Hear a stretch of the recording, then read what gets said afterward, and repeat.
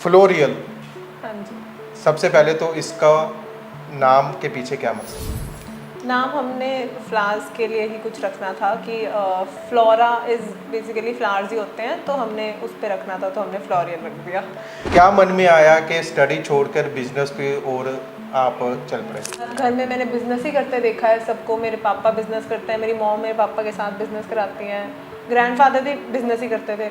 तो मैंने सोचा मैं भी बिज़नेस ही करूँगी। क्रोशे मुझे बहुत ही एक अच्छी कला लगी कि ये मशीन से बिल्कुल नहीं हो सकती है, ये होगी तो ये हाथ से ही होगी।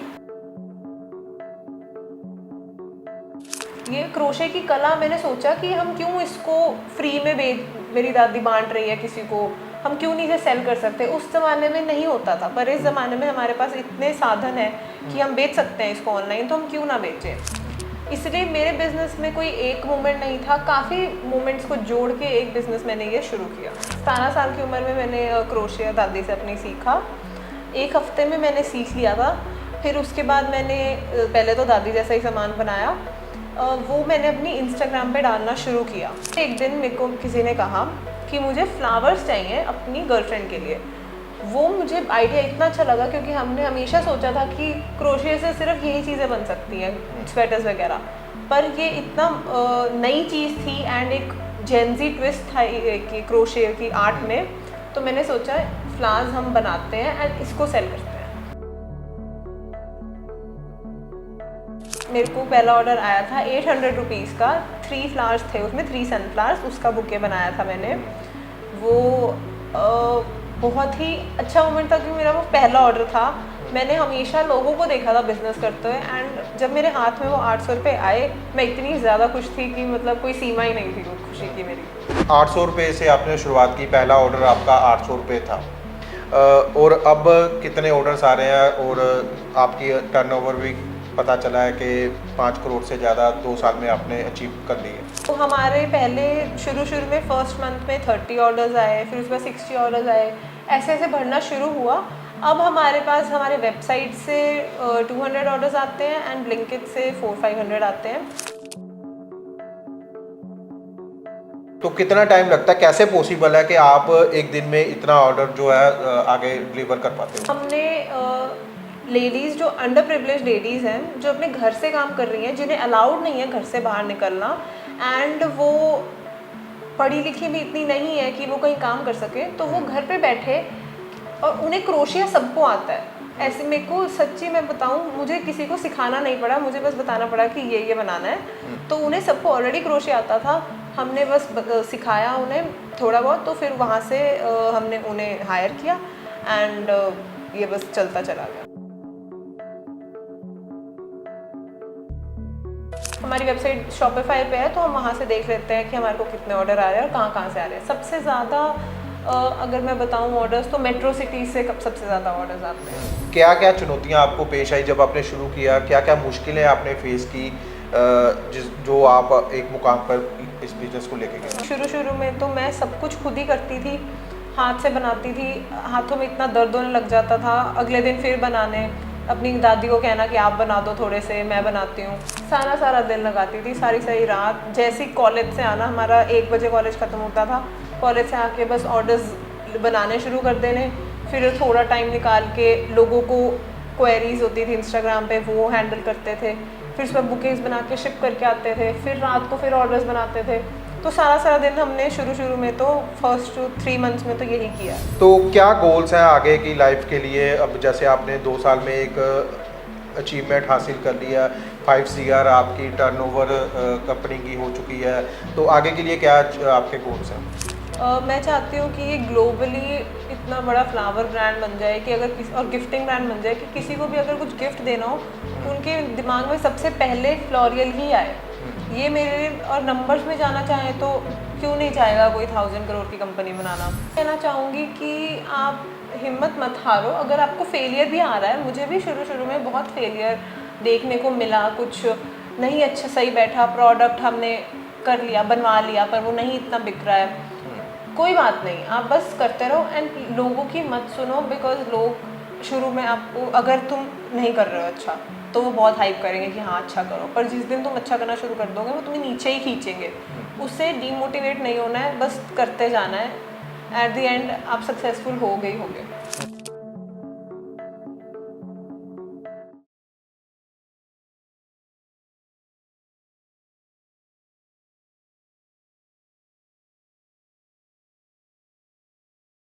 पंखों से नहीं हौसलों से उड़ान होती है, अभी तो नापी है मुट्ठी भर जमीन, अभी आसमान बाकी है।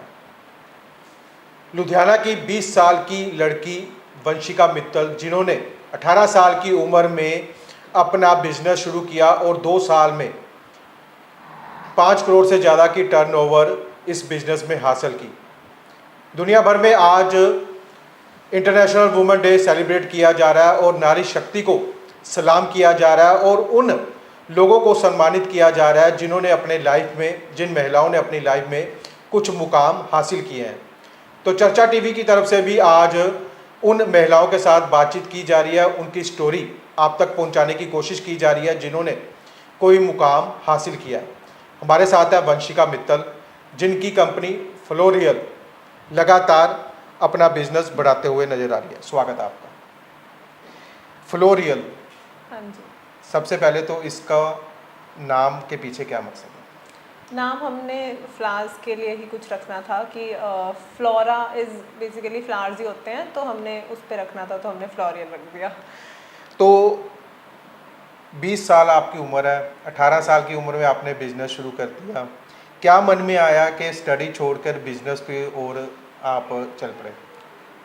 तो बचपन से ही मेरे को बहुत शौक है बिज़नेस करने का, क्योंकि मेरे घर में मैंने बिज़नेस ही करते देखा है सबको। मेरे पापा बिज़नेस करते हैं, मेरी मॉम मेरे पापा के साथ बिज़नेस कराती हैं, ग्रैंडफादर भी बिज़नेस ही करते थे।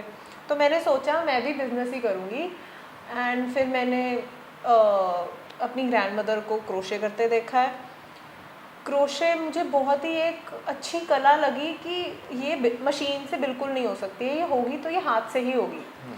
ये क्रोशे की कला मैंने सोचा कि हम क्यों इसको फ्री में मेरी दादी बांट रही है किसी को, हम क्यों नहीं इसे सेल कर सकते। उस ज़माने में नहीं होता था, पर इस ज़माने में हमारे पास इतने साधन है कि हम बेच सकते हैं इसको ऑनलाइन, तो हम क्यों ना बेचें।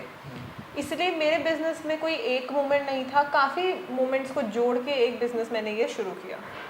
तो जैसे आपने कहा कि आपने अपनी दादी को क्रोशिया करते हुए देखा, वहाँ से आपको लगा कि वो इसको, इस आर्ट को बना के लोगों को फ्री में, मतलब कि गिफ्ट पर्पस के लिए बनाती थी, तो क्यों ना इसको बिजनेस में कन्वर्ट किया जा सके? कैसे? तो वो टेबल मैट्स बनाते थे, कार्डिगन स्वेटर्स वगैरह बनाते थे।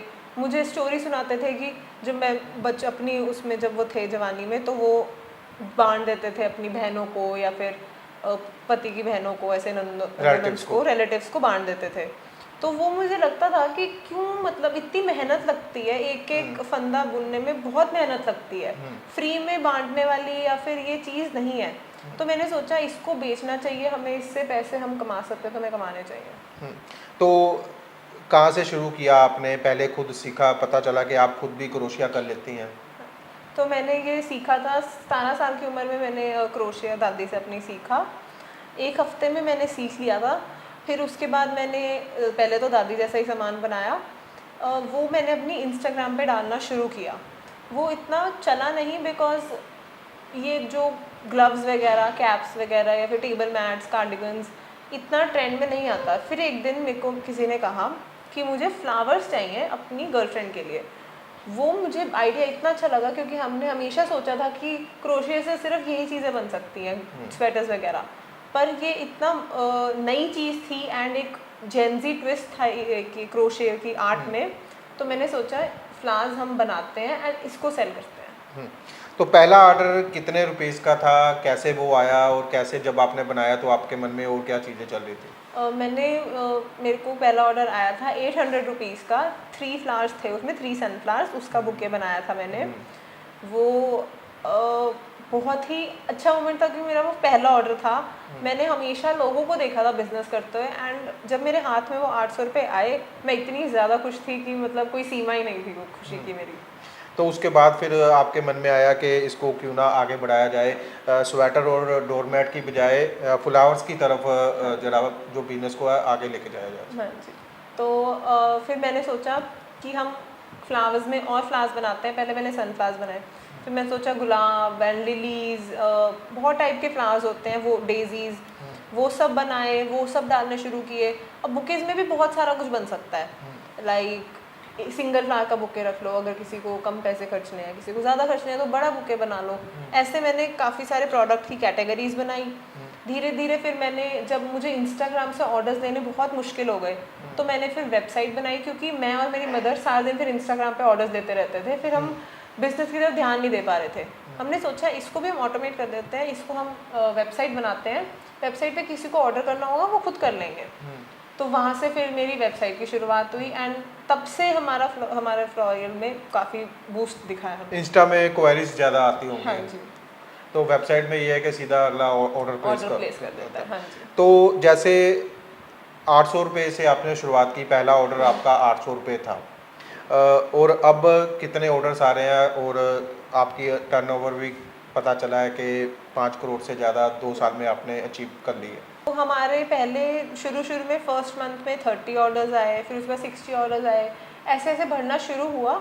अब हमारे पास हमारे वेबसाइट से 200 ऑर्डर्स आते हैं एंड ब्लिंकिट से 400-500 आते हैं, तो टोटल मिला के 600-700 ऑर्डर हमें पर डे के इस टाइम आ रहे हैं। 600-700 ऑर्डर आपको पर डे के आ रहे हैं। ये आर्ट जो है हैंड क्राफ्टेड है। हाँ जी। एक एक चीज़ जो है हाथ से बनानी पड़ती है, और एक एक चीज़ के लिए अलग से मेजरमेंट है, अलग से सब कुछ डिज़ाइन है, सब कुछ। तो कितना टाइम लगता है, कैसे पॉसिबल है कि आप एक दिन में इतना ऑर्डर जो है आगे डिलीवर कर पाते हो? यही क्रोशे की खास बात है कि हम इसको मशीनों से नहीं बना सकते, एक एक चीज़ हाथ से बनी जाती है, बहुत सुंदर क्रोशे से आर्ट से बनी जाती है।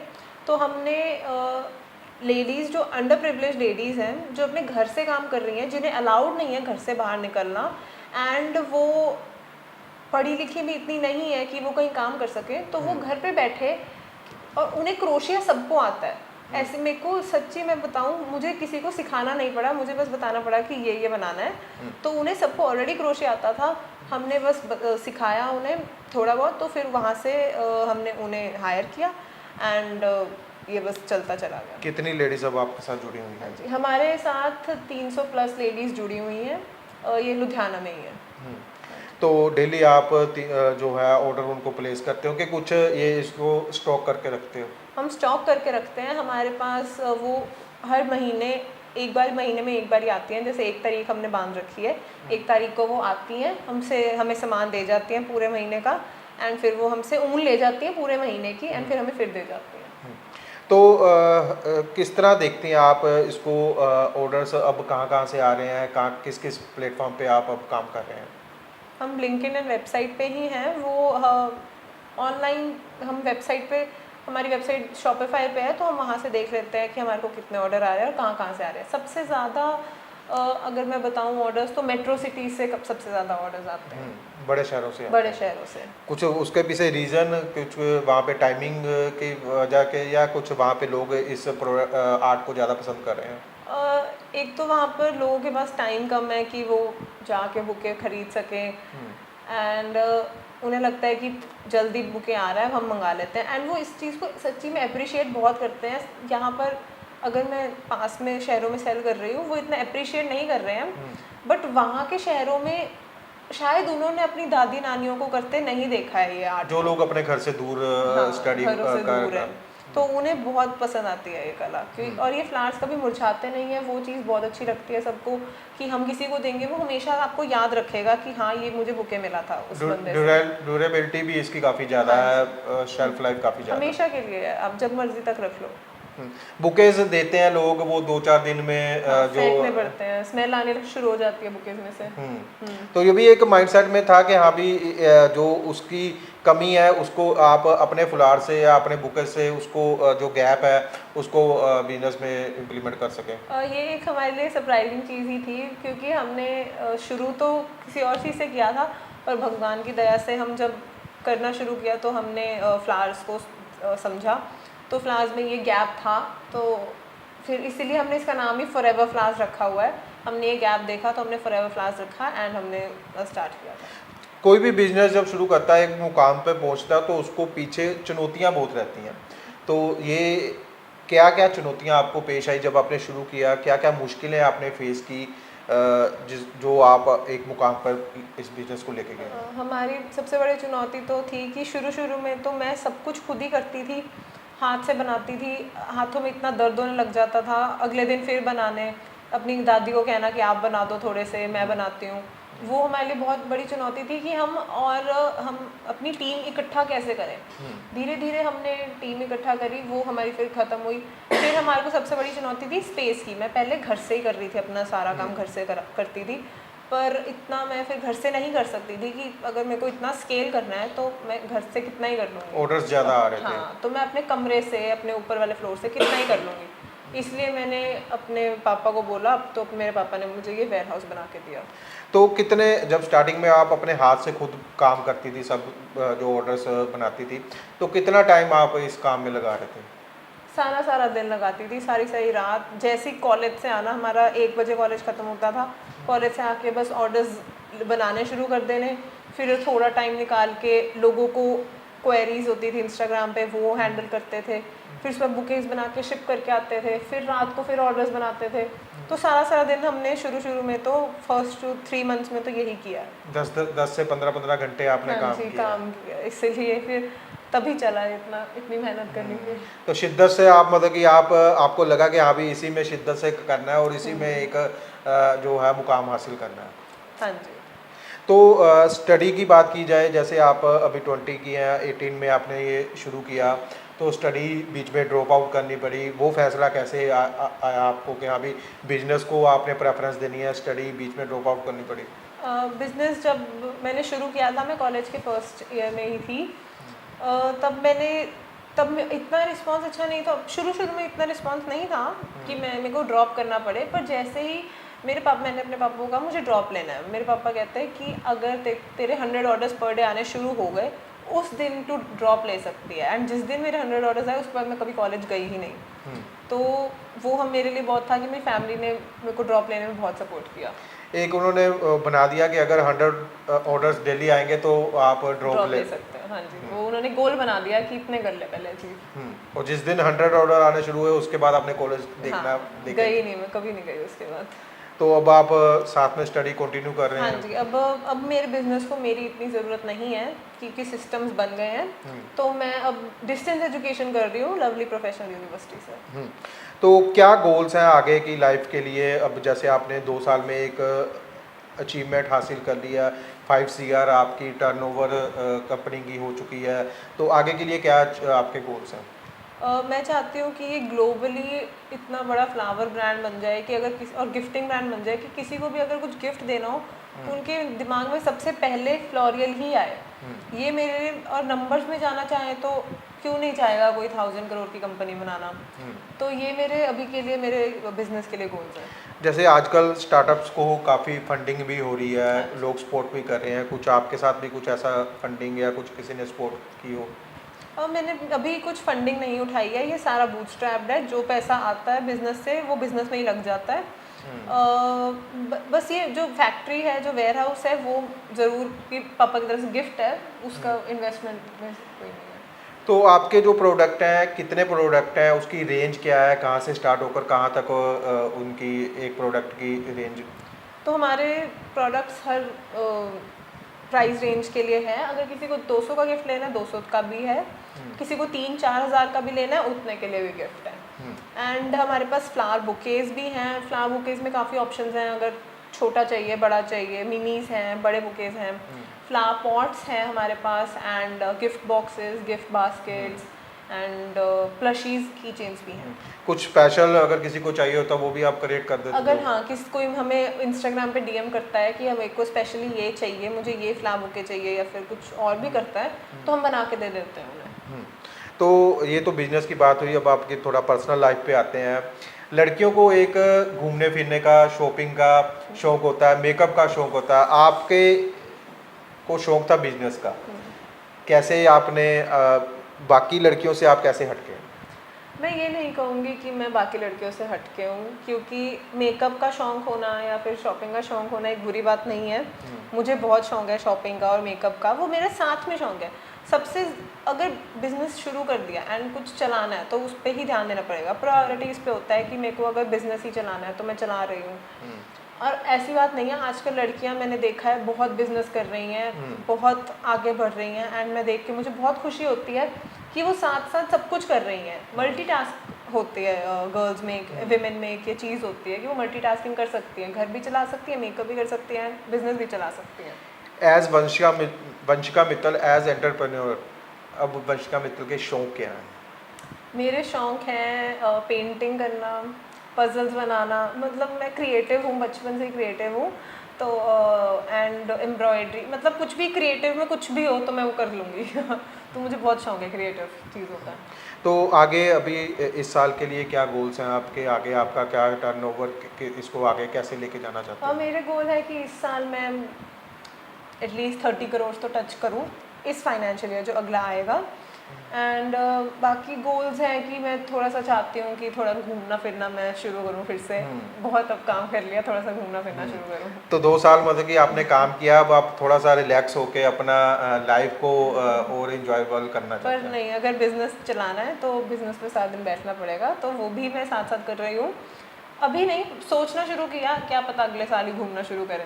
वो तो कुछ तो नहीं अभी पता आपके होता। ऑर्डर्स जो है ऑल ओवर इंडिया में जा रहे हैं, एक्सपोर्ट वगैरह भी कुछ हो रहा है? नहीं, अभी हमने एक्सपोर्ट नहीं शुरू किया, हमने शुरू करना है लेकिन अभी।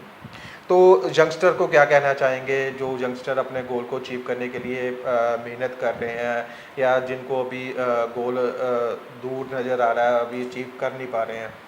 मैं कहना चाहूँगी कि आप हिम्मत मत हारो। अगर आपको फेलियर भी आ रहा है, मुझे भी शुरू शुरू में बहुत फेलियर देखने को मिला, कुछ नहीं अच्छा सही बैठा, प्रोडक्ट हमने कर लिया, बनवा लिया, पर वो नहीं इतना बिक रहा है।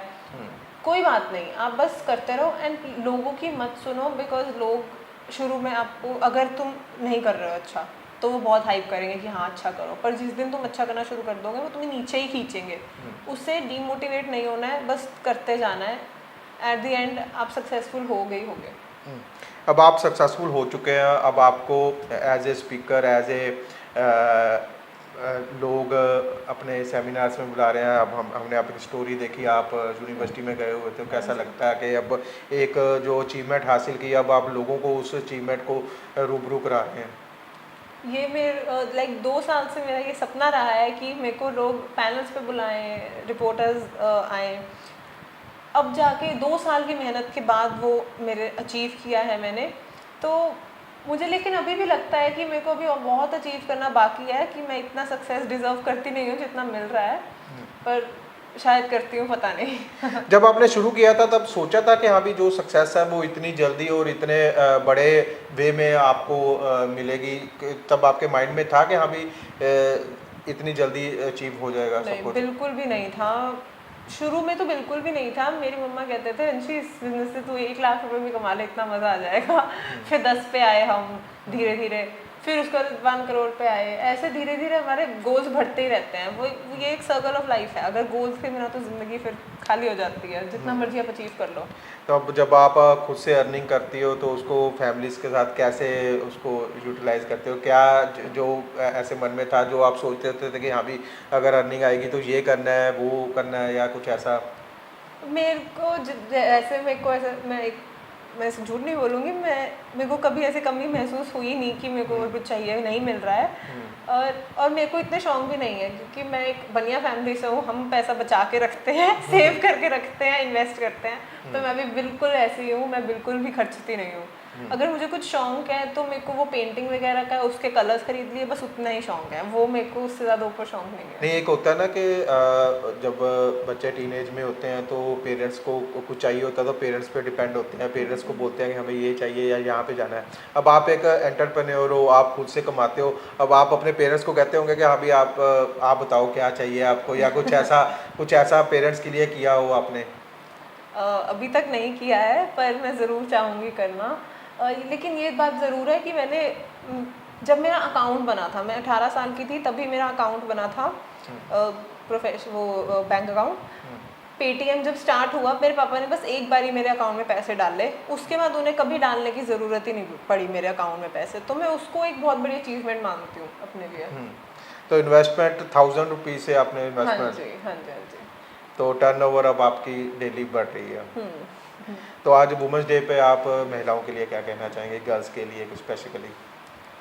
मैं कहना चाहूँगी कि महिलाएं सबसे ज़्यादा स्ट्रॉन्ग हुई होती हैं, मल्टीटास्क बहुत कर सकती हैं, अपनी वो भी संभालती हैं, वो घर भी संभालती हैं, बच्चे भी संभालती हैं, बिजनेस भी कर रही हैं आजकल की लड़कियां। तो मैं कहना चाहूँगी करते रहो एंड बहुत आगे जाओगे आप सब। जी थैंक यू।